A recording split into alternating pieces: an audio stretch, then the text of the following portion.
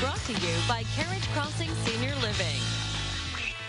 If you love to spend the day looking for antiques and other great treasures, then this Saturday, well, it's your day. It's Piatt County Antique Day, and joining us from the city of Monticello, Callie Jo McFarland, Director of Community Development, is here with us. So this is exciting for the city of Monticello because it had to take a little break. We did, due like to things. maybe a pandemic. Something However, like that, yeah. it's back. It's back. Tell me what we have going on in Monticello this weekend. So it's actually Piatt County. We have 9 antique stops, 9 antique shops throughout the county to visit, and they all are going to be open from 9 to 3 on Saturday. I hear Jack has cooked up a good forecast for us, so we're very excited about that as well.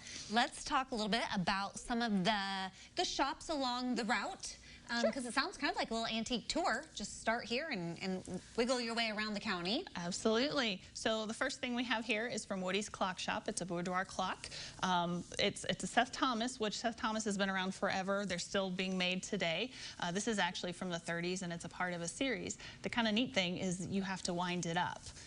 But Woody's Clock Shop is in Atwood, and he specializes in clock repairs. He has cuckoo clocks, he has wall clocks, all sorts of different things, and it's definitely a very neat place to visit. Well, okay, there's option number 1 on the tour. Then here in the middle, what do we have here? Yeah, this is kind of a neat piece, you know, reaching out to the ag side of things. This is actually a farm calculator, and it's from the 40s or 50s. Of course, they had to advertise the grain elevator of the time, but it's an opportunity for farmers to, based upon the weight of their grain, they can calculate how many bushels, and it's from produce to grain. And then on the other side, it actually has gestation periods for different animals, chickens to wherever. Right, yeah, so it's kind of an interesting piece. I did have to do a little research. This is from the Barn Antiques, which is in Cisco, tiny little town of about 300 people, but their claim to fame is the owner claims he has the best music selection. So 70s and 80s records, that's their jam. That's what they do. Well, looking at the shape of this piece that you brought, I was immediately thinking it was some kind of like record or something along those lines, but even cooler after the story I've heard. Now here we have an interesting, it looks kind of like a mold of some sort. You got it, yeah. So cake molds have been around forever. This is actually from the 30s, from the Griswold Company, which is a big cast iron company, again, still around today, that actually started in the 1860s. And this is kind of neat because as opposed to your molds now where you have to do them differently, you fill the front of it and then put the top on, and then the cake rises up into it. So when these were sold, they'd come with a little pound cake recipe or something in it, and you'd have to season it, of course, with it being cast iron, but it's from the 30s, and this is from Skinner's Coach House in Monticello.